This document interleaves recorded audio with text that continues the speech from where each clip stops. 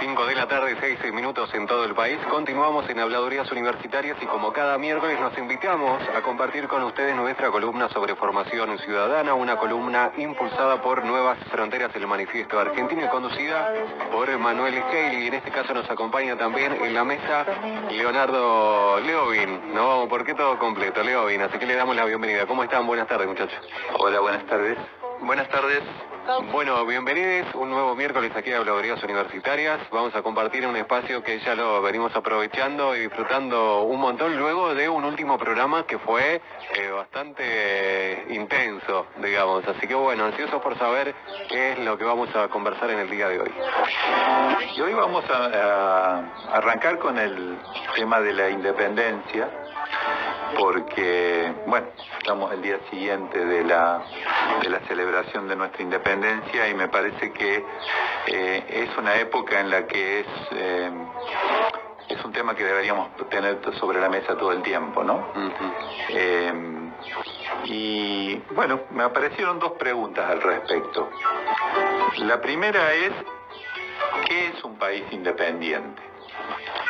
Y me surgen las viejas consignas del peronismo como respuesta, ¿no?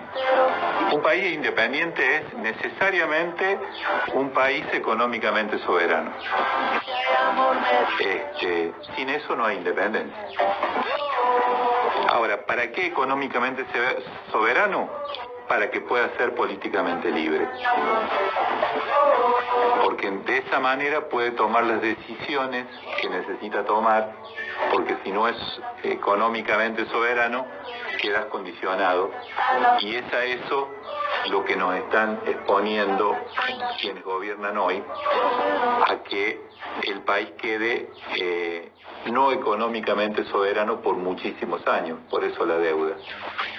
Y en ese sentido yo quería conectarlo con estas reflexiones que siempre proponemos, y es que si la gente mira retrospectivamente cada vez que hubo un gobierno de derecha en el país, lo primero que hizo fue endeudarnos. O sea, la primera grieta que surge allá en 1800, después de 1810 y sobre todo después de 1816, después de la independencia, tiene por un lado a los patriotas Belgrano, Castelli, Moreno, y por otro lado a Rivadavia, que es el primer gran endeudador, ¿no?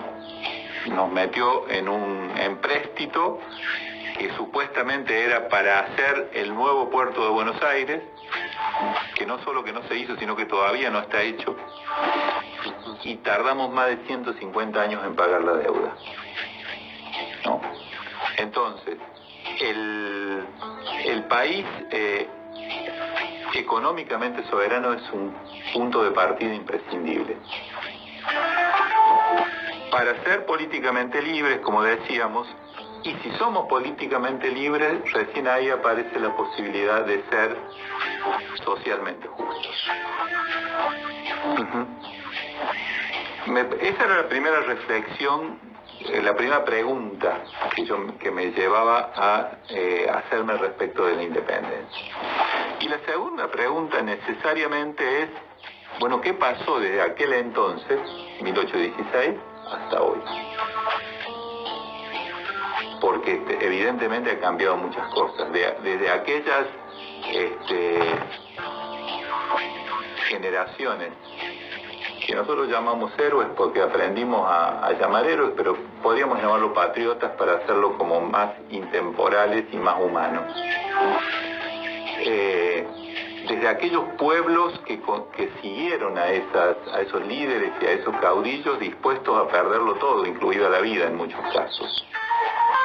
¿Qué pasó hoy a estos pueblos con una gran cantidad de gente desinteresada del tema? ¿Qué pasó hoy a que la enorme mayoría de la población en realidad no solo que no se interesa del tema, sino que hasta desconoce históricamente los hechos fundamentales? Evidentemente lo primero que pasó es que ganaron los que consideran que el país son más sus propiedades que las personas. Ganaron a partir de aquellas guerras internas entre, como digo, el comienzo de la grieta. Podríamos decir que el comienzo de la grieta fue entre los que pensaban que el país se tenía que desarrollar, como decíamos, económicamente soberano, políticamente libre y socialmente justo, y los que pensaban que se tenía que desarrollar en beneficio de unos pocos y a costa de los demás. Sí, ahora, para poder entender eso, primero hay que tener claros los conceptos. Evidentemente, por eso está bueno, me parece, que lo pongamos sobre la mesa y liguemos ambos hechos, ¿no? Aquella independencia que hoy la seguimos celebrando y muchos ni siquiera lo ligan con la situación actual, porque si lo ligaran, lo primero que podrían decir es, bueno, si nos independizamos en 1816, ¿por qué hoy no somos económicamente soberanos? Sí, el tema también es, además del desinterés, no es solo el desinterés, es que hay nuevos intereses también. ¿Por qué a alguien no le interesa una soberanía económica y le interesa que Estados Unidos tenga el poder económico sobre su propio país? Sí, yo no sé si es que lo tiene de esa manera. Si le preguntáramos, no sé si son conscientes de que lo que quieren es que Estados Unidos tenga el poder sobre nosotros. Lo que pasa es que han terminado asumiendo los mismos valores de quienes escribieron la historia. Yo decía, escribieron la historia los que ganaron, y ganó Mitre. O sea, aquellas famosas guerras entre los unitarios y los federales, que sería el puerto versus las economías regionales, que sería hoy la derecha versus los nacionalistas. Lo terminó ganando Mitre en aquella famosa batalla de Pavón cuando le gana a Urquiza. Ahí se termina definiendo. A partir de ahí ellos, no es casual que el diario más antiguo de la Argentina sea la familia de los Mitre, Sí. ¿no? Evidentemente ellos escribieron la historia.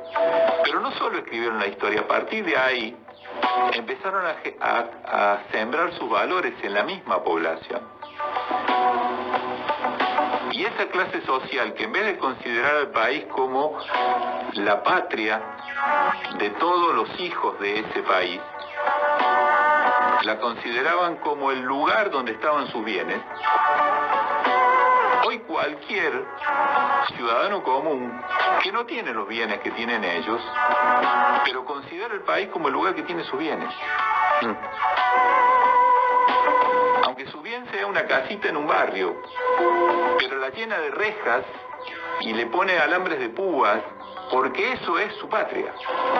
Y si al lado hay un vecino que se quedó sin trabajo, sube más la tapia.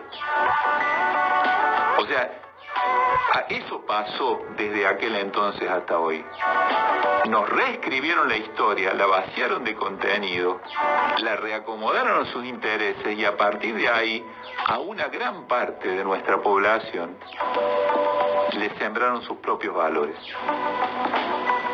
Cuando nosotros decimos que hay mucha gente que está como estafada, como engañada, pero que no sale de esa especie de sueño donde le van manipulando sus intereses, es esa gente.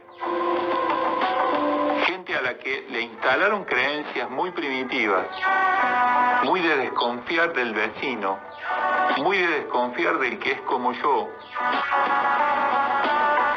¿Te acuerdas cuando hablábamos de la corrupción? Decíamos, ¿por qué la corrupción siempre se ataca al funcionario y no se ataca al corruptor, que es el que inicia el delito? Porque el funcionario es como yo. El funcionario está ahí porque yo lo voté o alguien lo eligió, pero es como yo. El otro ya es rico desde siempre. Claro. y ya está instalado que el rico no roba, solo corrompe. Ahora, ¿y cómo hacemos para desandar eso y volver a andar una nueva historia, volver a escribir una nueva historia, donde obviamente hay que reconocernos como cómplices, en mayor o menor medida, o como parte de un sistema que se manifestó de esta forma y que desemboca en la miseria que hay hoy en día dando vuelta? ¿Cómo hacemos para desandar todo eso? Porque, a ver, te tenés que sentir como el orto. Es así. Para poder empezar un nuevo camino, me parece que vas a pasar un momento de sentirte mal, de decir, mirá, todas las cagadas de las que fui parte, con mi andar ignorante, con mi andar desinteresado, con mi andar individualista, mirá de todo lo que fui parte. Ahora, está bien, yo me quiero reconocer como un nuevo actor social, como un nuevo sujeto social que quiero emprender una nueva forma de hacer la historia, o una nueva historia, mejor dicho. Yo creo que estamos, de hecho lo hemos mencionado varias veces, estamos ante una especie de encrucijada histórica donde muchísima gente acaba como de despertar a esa inquietud que vos planteas, ¿no? Creo que muchísima gente, por el choque, digamos, tremendo que se ha pegado entre sus ilusiones y lo que terminó siendo con este gobierno que terminó usurpando el poder en base a mentiras, y después se mantuvo en el poder en base a excusas, y ahora está renovando las mentiras para hacer un nuevo ciclo. Pero hay muchísima gente que creo que llegó a esa conclusión tuya. ¿Cómo fue que a mí me mintieron de esta forma? ¿Cómo fue que pude ser tan ingenuo? ¿O cómo puede ser que estuviera tan distraído o tan dormido? Creo que hay mucha gente que está en esa situación y que es la esperanza de que en estas próximas elecciones podamos, digamos, por lo menos parar la sangría de nuestra soberanía, ¿no? Podamos poner un freno y a partir de ahí ver cómo volvemos a desandar ese endeudamiento que nos tiene atados de pies y manos y entregados al imperialismo norteamericano. Creo que eso es un paso, y yo anhelo profundamente que se concreten las elecciones. Ahora, ¿eso resuelve todo? Evidentemente no. ¿No? ¿Las elecciones las tenemos que ganar? Sí. ¿Quién puede ganarlo? Y el Frente de Todos es el único que le puede ganar a estos tipos. Por lo tanto, vamos a apoyar al Frente de Todos. Ahora, ¿eso resuelve el tema? Evidentemente no. Porque partimos de un país que ha perdido su soberanía y por lo tanto ha perdido su libertad política de tomar decisiones, y por lo tanto le va a costar recuperar la justicia social, porque está muy condicionado. Entonces, ese pequeño paso de conciencia que está dando ese individuo que como que cae de pronto, le cae la ficha, ¿sí?, de que fue estafado y utilizado, y a otros a los que todavía nosotros estamos trabajando, y espero que nos dé el tiempo de trabajarlo nosotros y toda la gente que trabaja para un cambio de gobierno, que todavía no están decididos del todo, pero que en el fondo los tenemos que trabajar de uno por uno. Tenemos que ir a zamarrearlo y despertarlo y decirle: fíjate que te están mintiendo y te están haciendo el cuento del tío. Pero aún logrado eso, aún logrado el cambio de gobierno, empieza una etapa que creo que ahí sí es fundacional. Y para eso necesitamos algo más que un cambio en el voto. Necesitamos el crecimiento de la conciencia. Necesitamos que una cosa como la que hizo Macri ayer realmente lo dejara en ridículo, y sin embargo no lo hizo, porque se comparó con Belgrano. O sea, realmente Yo quiero leerte estos 8 puntos y vos decime a qué puede corresponder. Punto 1, impulsar la demanda. La demanda de bienes, ¿no? O sea, que la gente tenga dinero para comprar. Punto 2, cuidar la industria. Sí. Punto 3, no tomar deuda. Punto 4, crear puestos de trabajo. 5, proteger los recursos estratégicos. Punto 6, administrar las importaciones, o sea, no dejar entrar cualquier cosa desde afuera. 7, utilizar bien el gasto público. Y 8, impulsar la inversión. ¿A qué crees que corresponden estos 8 puntos? Y se me hace que serían como las máximas para una soberanía económica. Exacto, pero vos dirías, puede ser el programa del Frente de Todos, ¿no? Tranquilamente. Tranquilamente. Bueno, ¿sabés de dónde lo tomé? ¿De dónde? De un escrito de Manuel Belgrano, en 1812. O sea, fíjate de dónde ya estábamos. Y este tipo se comparó con Belgrano. Y seguramente muchos, como es mi caso, o nos burlamos, o nos enojamos, o nos indignamos, pero la enorme mayoría de la población y casi toda la prensa adicta lo dejó pasar. O sea, hay un enorme salto de conciencia que este pueblo necesita dar si quiere convertirse en protagonista de su propio destino. Para que no pasen estas cosas, porque hemos llegado al colmo. O sea, creo que si hace 30, 40 años alguien lo contaba como un chiste, ni siquiera tenía gracia porque no era posible que una especie de súbito del poder real económico a nivel mundial se termine comparando con Belgrano o comparando con aquellos héroes diciendo somos lo mismo, estamos haciendo lo mismo. Eso solo es posible sobre un mar de ignorancia. Y ese, tranquilamente. Bueno, ¿sabés de dónde lo tomé? ¿De dónde? De un escrito de Manuel Belgrano, en 1812. O sea, fíjate de dónde ya estábamos. Y este tipo se comparó con Belgrano.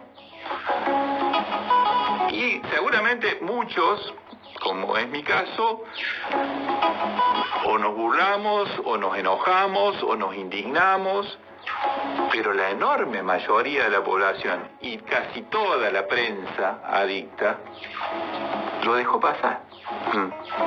O sea, hay un enorme salto de conciencia que este pueblo necesita dar si quiere convertirse en protagonista de su propio destino.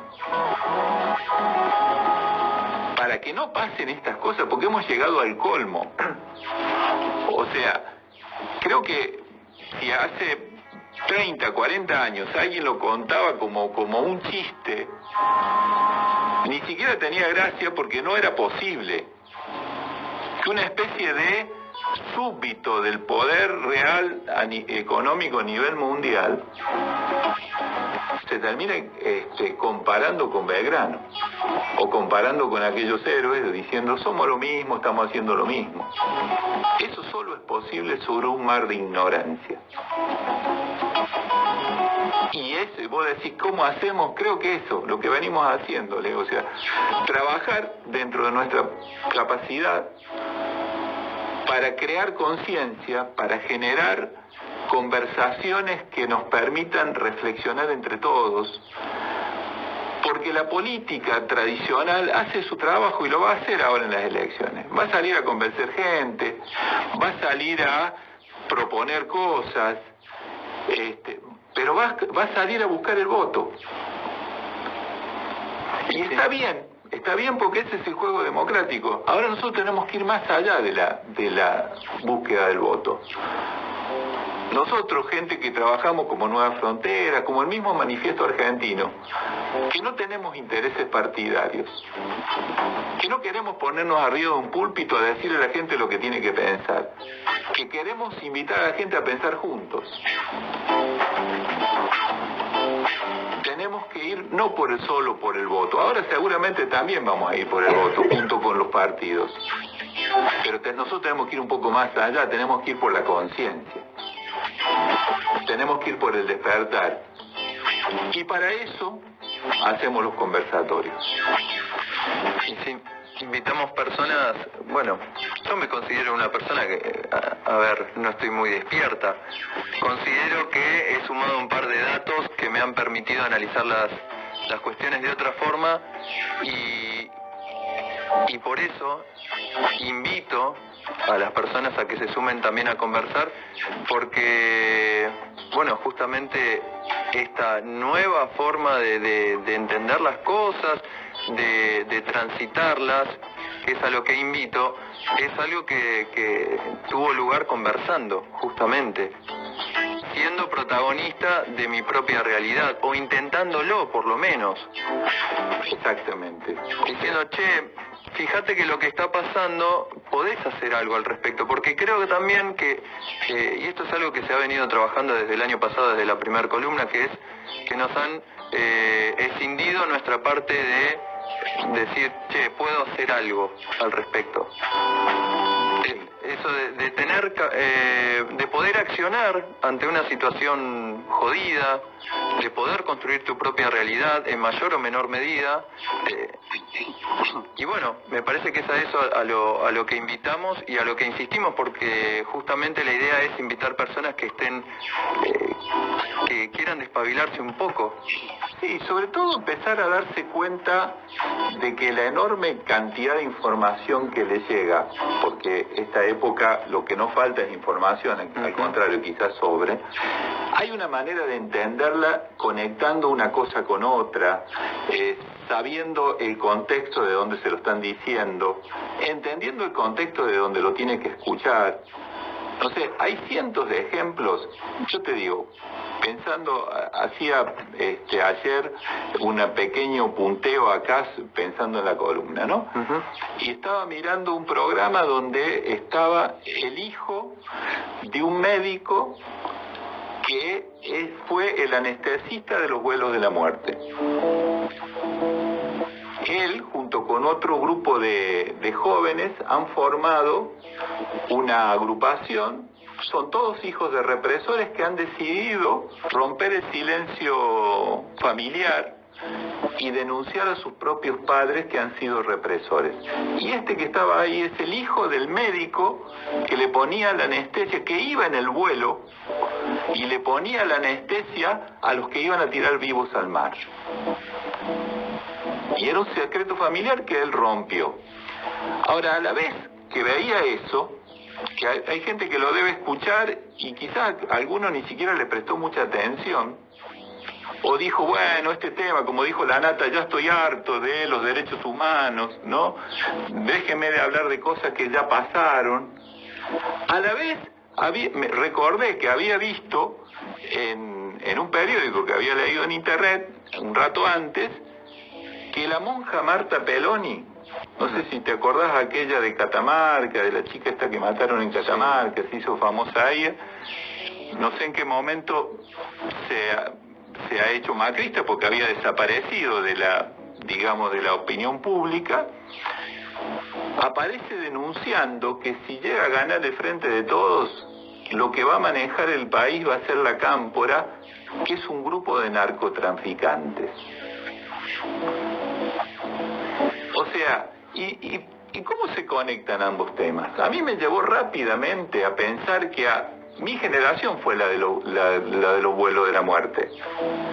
A nosotros nos estigmatizaron primero, nos crearon toda una especie de demonización para que después pudieran matar, torturar, encarcelar, tirar vivos al mar, sin que la sociedad se conmoviera, porque éramos demonios. Aquí está otra vez el juego.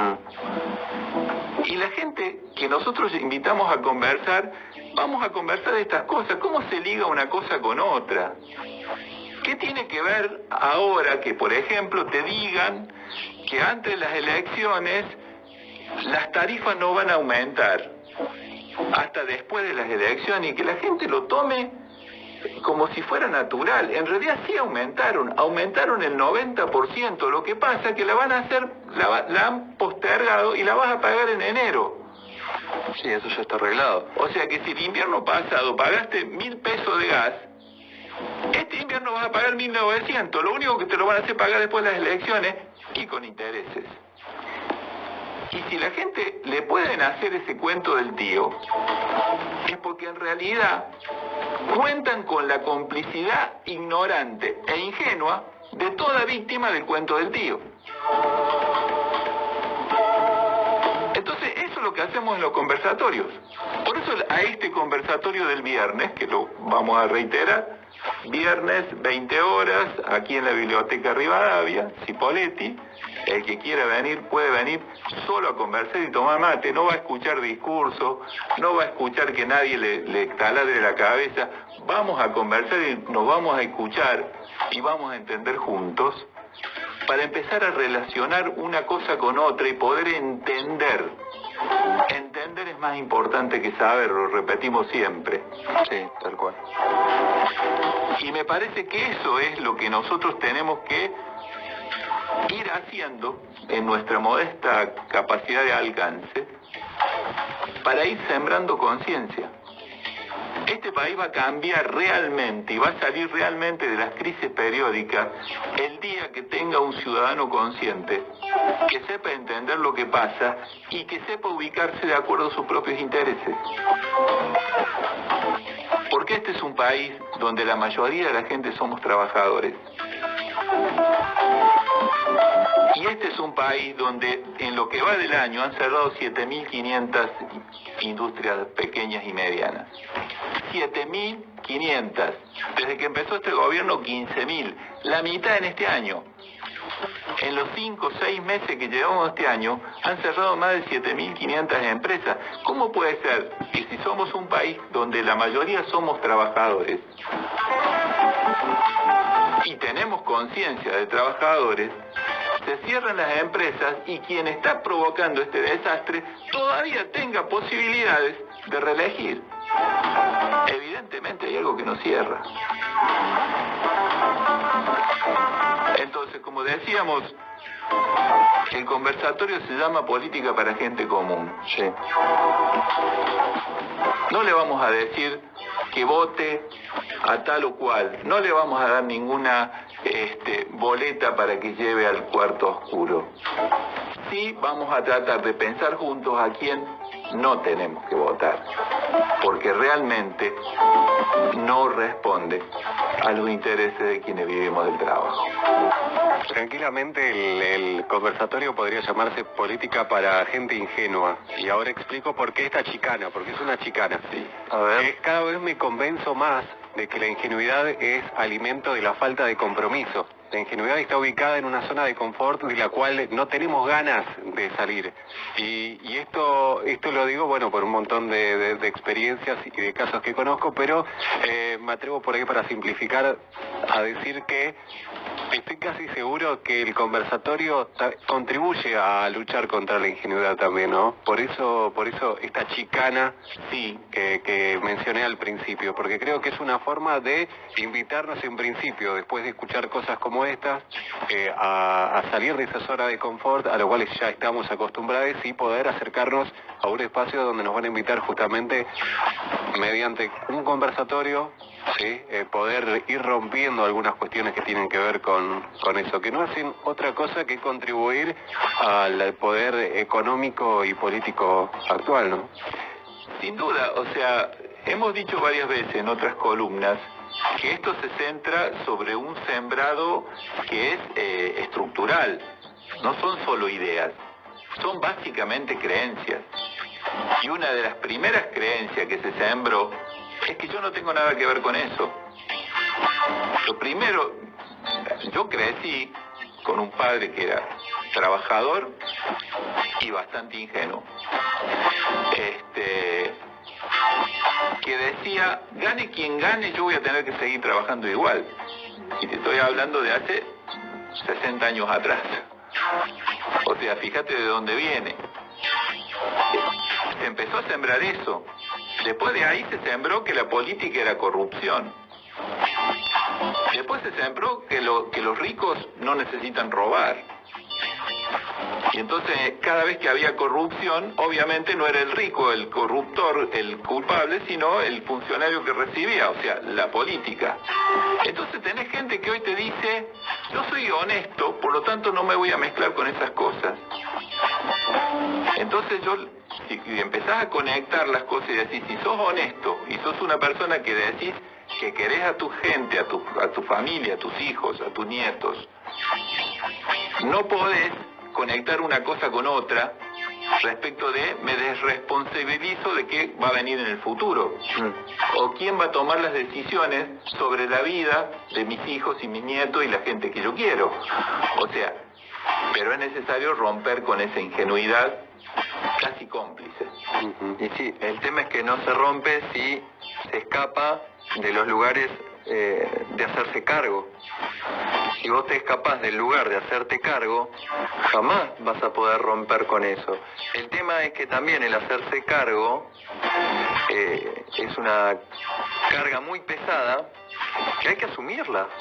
Y va contra la creencia básica de yo no tengo nada que ver con eso, porque él te diría, yo me hago cargo, voy a trabajar todos los días. Ahora, ¿cuánto gana? ¿Cuánto le rinde su trabajo? ¿Y a quién le sirve? Está decidido en el otro lado donde él dice no tengo nada que ver. Hay que hacerle entender que ambas cosas tienen una directa relación. Y eso solo lo podemos hacer conversando. A veces chicaneándolos, a veces tratándolo de estúpido, como dije hace un par de semanas atrás. Estúpido no en el sentido de, como dije, de insulto, como se entiende, sino estúpido en realidad lo que significa etimológicamente alguien que no logra comprender la totalidad de la realidad en la que está metido. Eso es estúpido. Ahora, evidentemente hay gente trabajando con muchísima capacidad para manipular eso, y eso sí es nuevo. Está apareciendo ahora con una enorme claridad cómo han manipulado el encarcelamiento de Lula en Brasil para que no se presentara como candidato. Ahora a la gente común no le llega esa información, porque si no empezaría a ligar que lo que está pasando en el juzgado de Dolores con Ramos Padilla es exactamente el mismo mecanismo. O sea, un juego perverso donde se están confabulados el poder económico con el poder mediático, con el poder judicial o sectores del poder judicial y los servicios de inteligencia, o sea, los espías. ¿Para qué? Simplemente para demonizar, estigmatizar a quienes no están de acuerdo con un modelo de sociedad donde lo único que vale son los bienes y la gente no tiene ningún valor, al punto que algunos se pueden morir de frío y si alguien aparece a ayudarlo, los cagan a palo como pasó ayer frente a Plaza de Mayo, ¿no?